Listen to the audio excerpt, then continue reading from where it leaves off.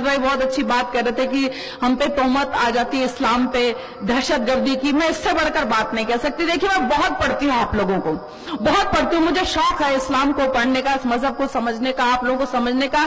जो कुछ मेरी समझ में आ जाता है उसको मैं कहने की कोशिश करती हूँ, वो कहलवाता है। तो एक बात कहिए कि कहीं भी जंग हो, दहशत हो या फिर बम धमाके हो, कहीं भी जंग हो, दहशत हो या फिर बम धमाके हो, जिसे देखो वो बस इस्लाम पर तोहमत लगाता है।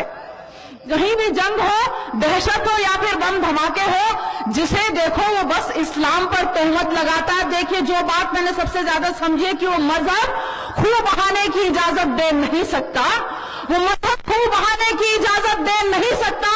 वजू के वास्ते पानी भी जो कम कम बहाता है, वजू के वास्ते पानी भी जो कम कम बहाता है।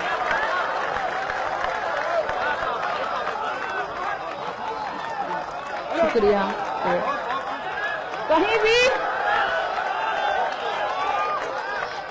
जी बहुत सारी फरमाइशें आई हैं, मैं कोशिश कर रही हूं नया सुना के वहां तक आऊंगी कि कहीं भी जंग हो, दहशत हो या फिर बम धमाके हो, जिसे देखो वो बस इस्लाम पर तोहमत लगाता है। वो मजहब खून बहाने की इजाजत दे नहीं सकता, वजू के वास्ते पानी भी जो कम कम बहाता है। अब देखिए, मैं बता रही हूं कि आतंकवादी कौन है, सुनिए।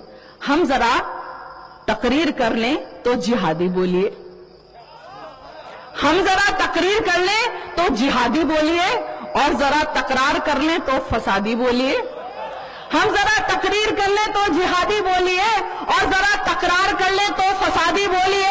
और आरक्षण पे जो इतनी तबाही कर गए, अब उन्हें भी तो जरा आतंकवादी बोलिए।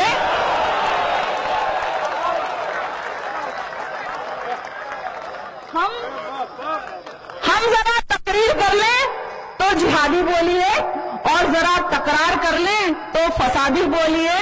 और आरक्षण पे जो इतनी तबाही कर गए, अब उन्हें भी तो जरा आतंकवादी बोलिए, अब उन्हें भी तो जरा आतंकवादी बोलिए। किसी ने फरमाइश की थी, फेसबुक पर भी डाला था, तो मैं फिर कहने की कोशिश कर रही हूं कि न दहशतगर्द है टोपी और न गद्दार दाढ़ी है, न दहशतगर्द है टोपी और न गद्दार दाढ़ी है। हकीकत जो नहीं समझे हया बिल्कुल अनाड़ी है। किया है मुल्क को बर्बाद जिसने, मैं बताऊं क्या, किया है मुल्क को बर्बाद जिसने, मैं बताऊं क्या। वो बस एक लाल बत्ती की बड़ी शफाफ गाड़ी है, वो बस एक लाल बत्ती की बड़ी शफाफ गाड़ी है, वो बस एक लाल बत्ती की बड़ी शफाफ गाड़ी है।